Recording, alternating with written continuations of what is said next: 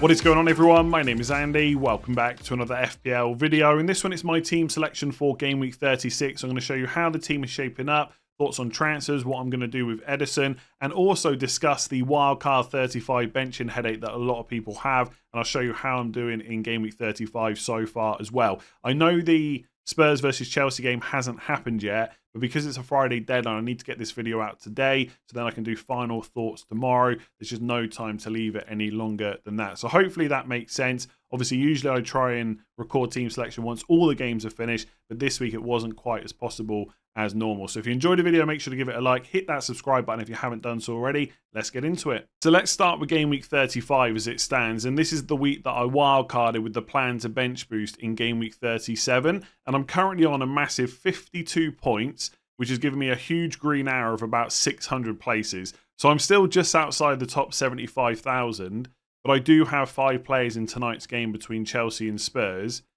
So hopefully there's no way I can come away from Game Week 35 now with a red arrow. It's just about how big will the green arrow be. And hopefully it'll be a high-scoring game tonight. We'll have to wait and see what happens. I've got Palmer and Son, the 2 highest owned players. Palmer is captain, so I can't really get punished too heavily. And then I've also got Petrovic in goal, Pedro Porro in defence, and then Nicholas Jackson up front. Hopefully he can do something because he's still quite a differential. So I'm in an okay place. I think overall the wild card for the most part picked itself. There's not really too many interesting picks in there, I would say. Obviously, people that went for Kevin De Bruyne are loving life right now.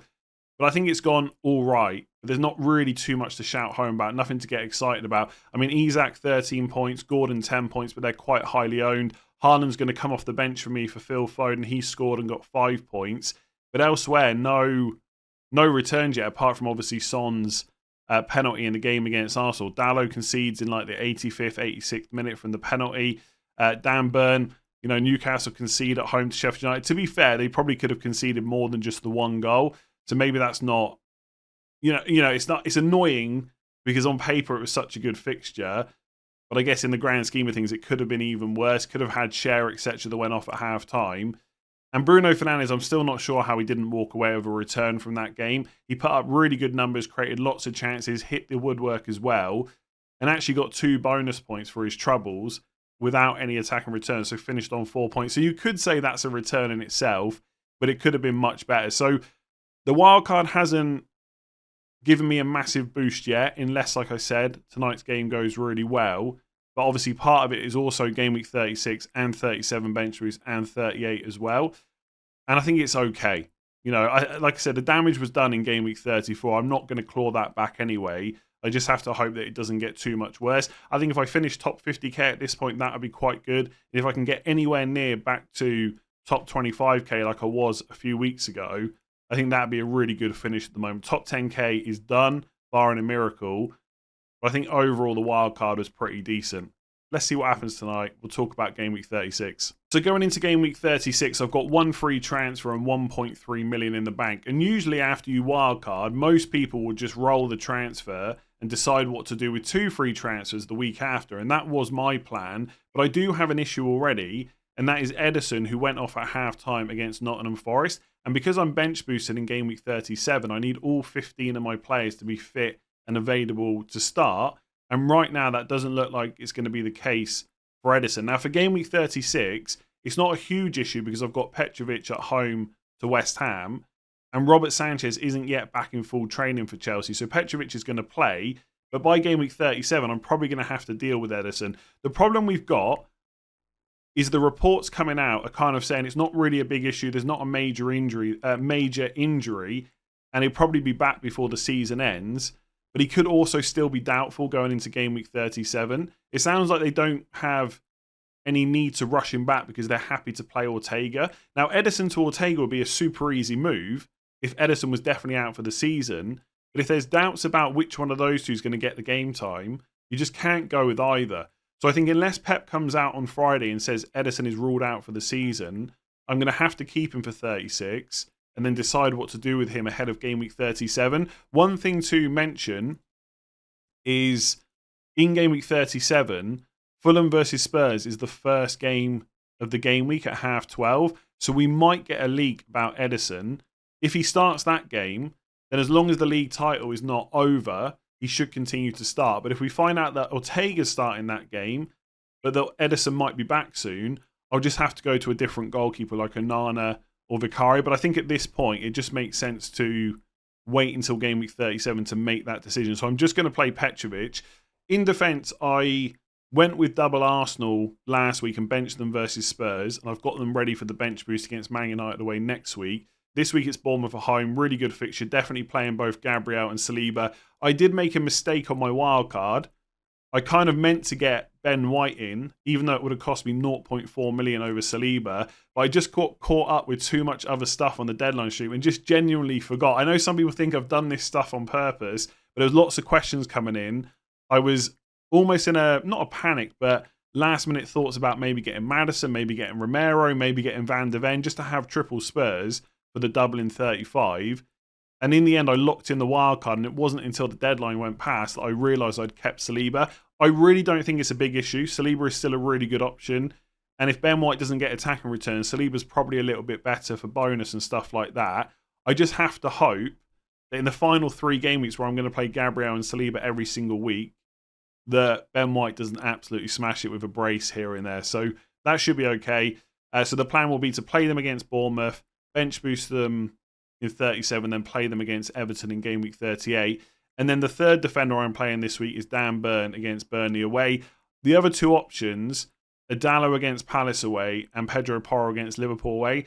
Look, Pedro Porro can be attacking, but Liverpool are going to score in that game. Like, you can almost bank on that. So I'm not going to risk playing Porro. And then it's between Burn and Dalot. Now, Dalot is probably a little bit more attacking, but I just don't trust Man United to keep a clean sheet against Crystal Palace, especially if Eze, Elise and Mateta are all fit.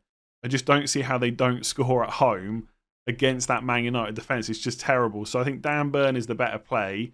And then I'm just going to probably bench boost or start Dalot, whichever one it might be, in game week 37. In another game week, by the way, where I'm not expecting Man United to get a clean sheet, but hopefully he can get me some attacking returns. And, you know, there's always the hope that they'll nick one against Arsenal or something like that, which is almost impossible, but you just never know in football. So I think overall things look pretty good, as you would expect after just wildcarding. But Ederson is going to be a problem. And I think unless he's ruled out for the season, I can't go to Ortega. So I have a spare Spurs slot to go for Vicario, or maybe I'll just get a Nana and go through the pain and misery of having 2 Man United defenders. But we'll decide that next week.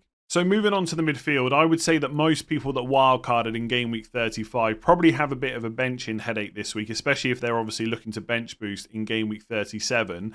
The 2 players that I'm absolutely certain I'm going to start are Cole Palmer against West Ham at home and Phil Foden against Wolves at home. I think that's a really good fixture for Man City. Wolves are not pushovers by any means, but we know how strong Man City are at home. And the fact that Foden only missed the Forest game with illness means he's almost certain to be back for this game. So unless Pep says something like Foden's a doubt, I definitely want to start him. And the thing I quite like about recording this video before the Chelsea and Spurs game is I'm not being massively affected by what happens in that game with my decisions. And I actually don't think that Cole Palmer was that great against Aston Villa. Wasn't massively involved. But obviously we know he's on penalties, takes a lot of set pieces too. And he was through one-on-one at one point in the game. So even though he wasn't massively involved, he still had a great chance. And West Ham at home is a good fixture. So I don't see me benching either of those 2 players. The other 3 midfielders I've got are Son with Liverpool away, Fernandes with Palace away, and Gordon with Burnley away. I also have Nicholas Jackson up front against West Ham at home. Now, lots of people will say Nicholas Jackson is the one to bench because he's been frustrating for so much of this season. And I understand that. But I think West Ham at home is a really nice fixture. I think Chelsea do create chances. Jackson gets a lot of them. And also he's a really big differential compared to the other players in my team. And I think given that I've got a bit of catching up to do now, I kind of want to play Jackson. Now, I might watch the game tonight and think, what am I doing, right? Just bench him and have him for the bench boost in 37. But I think I'm going to start him, in which case I've got to not play one of Son, Fernandes and Gordon. Now, as it stands, Gordon is on the bench. As a lot of people have pointed out, Newcastle's away form versus home form is a lot different. They haven't been as strong away from home. Gordon's got hardly any returns. That doesn't really bother me that much because these things can change quite quickly. And also, right, if you look at Newcastle's remaining fixtures, 3 of their away games, 3 out of 4 of the games are away. One's against Burnley this week and one's against Man United. They are 2 pretty bad defences, so it wouldn't be completely crazy if suddenly their away form got better when they play teams like that. I mean, if you think of some of the other away games they've had, let me just double check. I mean, Luton, they lost 1-0 to be fair. But the Sheffield United game was away earlier on the season. They won 8-0 that day. So it's not like they can't get goals away from home. So I actually quite like Gordon. The reason that I've got him benched because he's not on penalties, that's the only way I'm splitting it right now. The Fernandes and Son do have penalties in their locker. And stats-wise, they're all kind of similar enough or good enough. Like, I look at that Palace away game, and I just don't know what kind of Man United are going to turn up. I can tell you which team will be more organised, and that will be Crystal Palace. Which team will have a better structure, more of a plan? It will be Crystal Palace. But with Fernandes, you've just got that guy on penalties that is always going to be on the pitch for the whole game. And he has been a bit unlucky not to get returns last week, and he has been in pretty good form before that. I just don't really want to bench him, but I really rate Anthony Gordon. I think this whole away form stuff is... I'm not saying it's nonsense because Gordon's stats are down away from home and so are Newcastle's in general, but honestly, these stats just change at a moment's notice and all of a sudden we're talking about how strong Newcastle are. But this is the problem when you bench boost, right? You're going to have a good squad. You've just got to get over it. I mean, Son could be the one that gets benched instead, but I just feel like Spurs are definitely scoring against Liverpool, and he's the only attacker you can be sure is going to get good minutes and a start in that game. And obviously, he's always got penalties in his locker as well. So I'm benching Gordon as it stands, but I look at it on the bench and I don't like it at all. But someone's got to be on there. I don't know. Yeah, I'm hesitant. I'm just rambling now. I'm trying to think about what might make me play Gordon.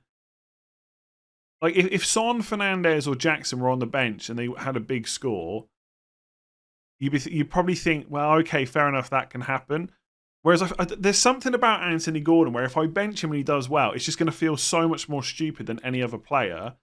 But also, he's so highly owned, I kind of want to back against it. I mean, Son's ownership is high as well, but I think a lot of people will bench him because it's Liverpool away, especially if he blanks tonight. So I think I'm going to go with Gordon, but by Friday's deadline, I might change my mind on that. And then up front, I've got Erling Haaland with Wolves at home, who's currently my captain. Isak against Burnley away, and then Nicholas Jackson, who I've already mentioned, with West Ham at home. One thing I just thought of is next week for Gameweek 37, when I bench boost, I always like to put the proper players on the bench. So I'm not going to load it with Haaland, Palmer, Son, etc. I want to go for the realistic bench to know what my bench boost was actually worth. And I'm already pretty sure that player that's going to be on the bench is Jackson, because there's no way I'm going to bench Gordon with Brighton at home and Man United away. So maybe that deep down tells me that I think Gordon is a better option than Jackson. But also fixtures matter, right? And Chelsea have got 2 away games in 37, Forest and Brighton, whereas this week, West Ham at home is probably just as good as Burnley away. It's quite close, I would say. I mean, we know how West Ham are going to defend that game, right? They're going to get into a low block and make it difficult for Chelsea. But I feel like for a lot of the time, Villa tried to do that against Chelsea, and Chelsea weren't actually that bad at unlocking it. So, I don't know, I feel like if Chelsea can get an early goal, there's going to be more in it. And West Ham defence hasn't exactly been watertight this season. So I'm probably going to play Jackson. No more talk about him now. With the other two, like Isak has been ridiculous this year. 19 goals and 23 starts on penalties. His minutes have been great, even with Wilson coming back. There's just no reason whatsoever to bench him. And obviously Haaland came off the bench against Forest last week, so he should be fit enough to start. And I just think if he can remain fit, he's going to start every game of the last 4 for Man City, as long as the title race is open. If we've said this a lot now, if by game week 38 the title is over and Man City can't win it and they're going to finish second or whatever, then he probably will get benched for Alvarez instead. But up until that point, he's going to play. And I think he has to be my captain this week. His ownership is going to be a little bit lower than it normally would be because some people have gone without him. They won't bring him straight back in. They may just go without him for the rest of the season as a bit of a differential. And I don't completely hate it. But for me, who owns him, that just makes me want to captain him even more. The only other options really with the players I've got on the fixtures would be Palmer, because his consistency has been crazy this season. Foden is a different Man City player. Like if I think they're going to score a few goals, I could go for him or Haaland, or even Isak. Again, you could look at Newcastle and say away from home, not so good. But if they walk away and absolutely smash Burnley, I don't think anyone would be completely surprised. And if they do, Isak's going to be involved with those goals. So I wouldn't completely write him off. I just don't think I can go for Isak against Burnley away instead of Haaland against Wolves at home. Like historically, over the last kind of season and a half, Haaland's been so strong at home. De Bruyne is almost certainly going to start as well. That always helps too. I think he just has to be my captain. I think you could even make an argument he is the best captain choice this week. I'm sure people with Havertz and Saka are potentially looking at them instead, especially when a lot of us have got rid of Arsenal attackers. But for my team, I think it has to be Haaland. So despite the injury to Ederson, I'm probably not going to make a transfer this week because I can just play Petrovic. If we knew that Ederson was out for the season, I'd probably do Ederson to Ortega this week because I'd rather have a Man City goalkeeper than a Chelsea one. And I'm going to need to make that goalkeeper transfer in game week 37 anyway because of the bench boost. So I might as well just bring it forward a week. But it doesn't look like that's going to be the case. So Ederson's going to have to go to someone else. So I'm just not really prepared right now to decide who it would be. I mean, Vicario is probably the front runner. But if Richarlison starts against Chelsea tonight and starts against Liverpool in game week 36, I might want to bring him in and leave that third Spurs spot for him instead because I've only got Son and Pedro Porro. And if I get Richarlison, I can't get Vicario, and therefore I'm probably going towards a Nana instead. So I think another week's worth of information makes perfect sense. I'd be very unlucky to lose Petrovic as well, and if I do, obviously I'll talk about that in final thoughts tomorrow. But overall, I think the team looks all right. Let me know if you've got any thoughts on that team. Give it a like if you enjoyed it. Hit the subscribe button. Rate 5 stars if you listen on podcast. I'm going to try and get a final thoughts video out tomorrow early-ish ahead of tomorrow's deadline, which is 6:30 UK time, I think. Yes, 6:30 UK time, so don't miss that. It's not a Saturday deadline. It's Friday this week, Saturday in game week 37, and then Sunday in game week 38. Thanks for watching. I'll catch you again tomorrow.